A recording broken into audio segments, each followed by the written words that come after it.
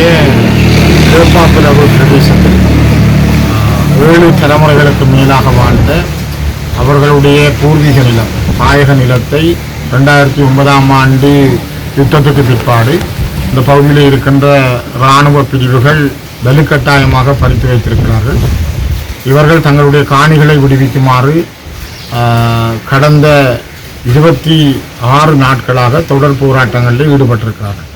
இதற்கு முதலும் அவர்கள் கொரோனா வருவதற்கு முதல் ஒரு கிட்டத்தட்ட 4 ஆண்டுகள் தொடர்ச்சியாக போராடி இருந்தார்கள். அந்த தொடரான போராட்ட காலத்தில் இந்த வீதியினுடைய இந்த பக்கத்திலே கொஞ்சம் காணிகள் மக்களிடம் கையளிக்கப்பட்டது. இனி அந்த பக்கத்து காணிகள் 6 மாதங்களில் விடுவிக்கப்படும் என்று இராணுவத்தாலும் அரச தரப்பாலும் உத்தரவாதம் அளிக்கப்பட்ட நிலையில் இன்று தொடர்ந்து 8 ஆண்டுகள் முடிவிட்டிருக்கிற நிலையிலும் கூட இன்னும் அந்த காணிகளிலே மக்கள் குடியேறுவதற்கு அனுமதிக்கப்படவில்லை. ஒரு காணி என்பது அவர்களுடைய அடிப்படை உரிமை. இலங்கையிலே ஒரு தமிழ் மக்களுடைய காணியை பறித்து அந்த இடங்களில் இராணுவ முகாம்களை அமைத்தல், அவர்களுடைய பாரம்பரிய காணிகளில் இருக்கிற தென்னையினுடைய வருமானங்கள், வயல் வருமானங்கள், கடலோர தொழில் வருமானங்களை பறித்தெடுத்தல் என்பது சிங்கள பேரினவாத அரசினுடைய மிகப்பெரிய ஒரு நிகழ்ச்சியுடன் இன்று கூட இங்கே இருக்கின்ற இந்த இராணுவம் கையகப்படுத்தி வைத்திருக்கின்ற இந்த பகுதியில் இருக்கிற காணிகளை நாங்கள் பார்க்கிறோம். அங்கே உள்ளுக்கு பல பேலஸுகள் கட்டப்பட்டிருக்கிறது, கொட்டேல்கள் கட்டப்பட்டிருக்கிறது. சிங்கள பகுதிகளில் இருந்து வருகின்ற சிங்கள மக்கள் அல்லது தென்னிலங்கையிலிருந்து வருகிற இராணுவ உயர்மட்டத்தினர் தங்குவதற்கான ஏற்பாடுகள் செய்யப்பட்ட ஒரு களியாட்ட இடங்களாகத்தான் இந்த இடங்கள் இப்பொழுது இராணுவத்தால் பயன்படுத்தப்படுகிறது. காலங்காலமாக தாங்கள் கஷ்டப்பட்டு உழைத்து தென்னைகள் நட்டு இந்த காணிகளை துப்புரவு செய்து குடியிருந்த மக்களுடைய காணிகள் பறிக்கப்பட்டிருப்பது தமிழ் மக்களுடைய வருமானத்திலே விழுந்திருக்க ஒரு பெரிய பெயர்.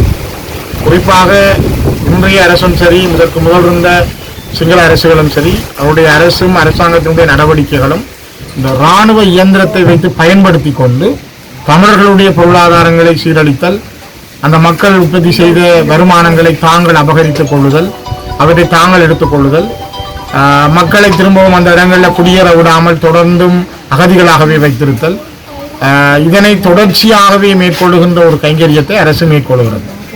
இப்பொழுது புதிதாக வந்திருக்கிற அன்பகுமார தலைமையிலான அரசாங்கம் கூட நாங்கள் மக்களுடைய காணி மக்களுக்குத்தான், நாங்கள் அவருடைய காணியை விடுவிப்போம் என்று அவர்கள் தங்களுடைய தேர்தல் விஞ்ஞாபனத்தில் கூட சொன்னார்கள். ஆனால் இன்று கேப்பாப்புலவு, மயிலட்டி, பலாலி, வசாபுலான் போன்ற இடங்களில் இருக்கிற மக்கள் தொடர்ந்து தங்களுடைய காணிகளை விடுவிக்குமாறு போராடி கொண்டிருக்கிறார்கள். அந்த போராட்டத்தினுடைய 2வது கட்ட போராட்டம் தான் இன்று கேப்பாப்புலவு மக்கள் செய்கின்ற இந்த 26வது நாள் தொடர் போராட்டம். புழுதிக்குள்ளும் வெயிலிலும் இந்த காற்றுக்குள்ளும் இளைஞர்களும் இந்த மக்களும் தங்களுடைய நிலத்தை விடுவிக்குமாறு கோரி போராடுகின்றார்கள். மனிதாபிமானம் உள்ள அரசாங்கமாக இருந்தால் அந்த மக்களுடைய காணிகளை உடன் விடுவித்து அவர்கள் தங்களுடைய நிலங்களில் குடியேறுவதற்கான அனுமதியை வழங்க வேண்டும். அதுதான் ஒரு அரசாங்கத்தினுடைய கடமை. யுத்தம் முடிந்து 17 ஆண்டுகள் கடக்கிற பொழுதும் கூட யுத்தம் இல்லை, யுத்தம் இல்லை, யுத்தத்தை முடிவுக்கு கொண்டு வந்தோம் என்று சொல்லுகிற அரசாங்கம் இந்த மக்களுடைய காணிகளை உடன் விடுவிக்க வேண்டும். அதற்கான அந்த மக்களுடைய தொடர் போராட்டத்திற்கு எங்களுடைய பூரணமான ஆதரவும் அதற்குரிவான செயல் திட்டங்களும் இருக்கும். நாங்கள் தொடர்ந்து அவர்களோடு இந்த காணி விடுவிப்புக்கான முழு முயற்சிகளிலும் ஈடுபடுவோம். சர்வதேச சமூகத்திடமும் இந்த கோரிக்கைகளை நாங்கள் முன்வைக்கிறோம். ஏனென்றால் இந்த யுத்தத்தை நடத்துவதற்கு சர்வதேச சமூகம் தான் அரசாங்கத்துக்கு முழுமையான பண உதவிகளை செய்திருந்தது. இப்பொழுது அதே மக்கள் தெருக்களில் இருக்கிறார்கள், அகதிகளாக இருக்கிறார்கள். ஆனால் சர்வதேச சமூகம் அந்த மக்களை குடியேறி இருக்க வழியை தேடி கொடுக்கவில்லை. ஆகவே இந்த மக்கள் குடியேறுவதற்கான ஒரு சர்வதேச கடமைப்பாடு, உரிமை அந்த நாடுகளுக்கும் உண்டு. அதனால்தான் சர்வதேச சமூகத்திடம் இந்த மக்களுடைய குடியேற்றத்துக்கான வேண்டுகையை முன்வைக்கிறோம். இது ஒரு தொடர் போராட்டம். இந்த தொடர் போராட்டத்தில் எங்களுடைய பங்குகள் தொடர்ச்சியாக இருக்கும்.